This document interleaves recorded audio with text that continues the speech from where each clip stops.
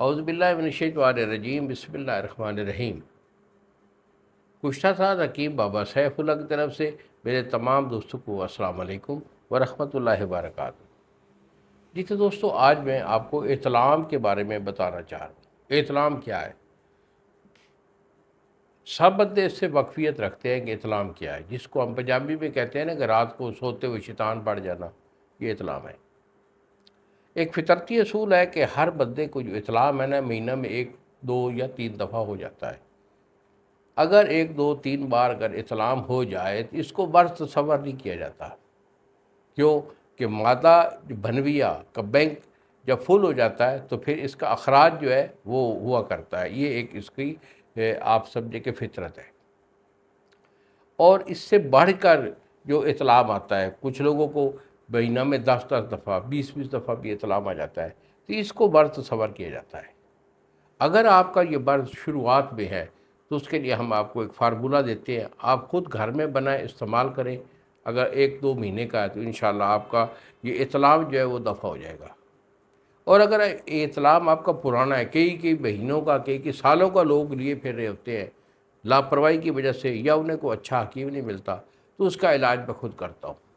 کیونکہ اس احتلام، پرانے احتلام میں مکمل اعضائے رئیسہ کی کمزوری آ جایا کرتی ہے، پٹھے کمزور ہوتے ہیں، دماغی کمزوری ہوتی ہے، یادداشت میں کمی آ جاتی ہے، جوڑ ان کے ٹک ٹک کر کے بجتے ہیں، اعصابی کمزوری ہو جاتی ہے، کمر میں، کندھوں میں درد، پنڈلیوں میں درد، اور جسم ان کا بالکل ایک لاغر سا ہو جاتا ہے،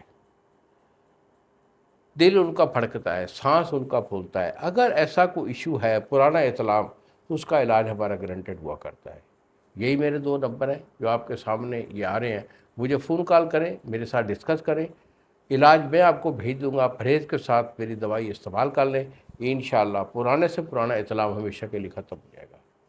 اور اگر آپ خود بنانا چاہتے ہیں میری اس فارمولے کو، تو وہ لوگ بنائیں جن کا احتلام شروع میں 1 2 مہینے کا احتلام ہے، تو وہ پرہیز کے ساتھ میری دوائی کھا لیں، انشاءاللہ بفضل خدا ان کا احتلام ختم ہو جائے گا۔ اس میں آپ نے تریفلا لینا ہے بچے۔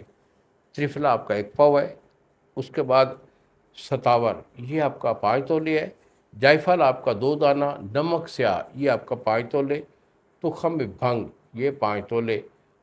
ان چیزوں کو آپ نے صفوف کر لینا ہے، صفوف کر کے ڈبی میں محفوظ رکھیں۔ پانی کے ساتھ 1 چمچ صبح اور 1 شام کھائیں۔ اگر برد کی شدت ہے تو صبح دوپہر شام کھائیں، 3 ٹائم کھا لیں۔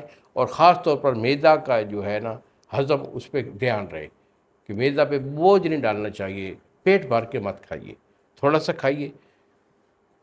جب وہ آپ کی خوراک ہضم ہو جائے، یعنی میدا سے کراس کر جائے 2 گھنٹے کے بعد، 3 گھنٹے کے بعد، اس کے بعد پھر تھوڑا کھا لیں، اور رات کا کھانا بالخصوص جو ہے وہ ہضم کر کے سوئیں۔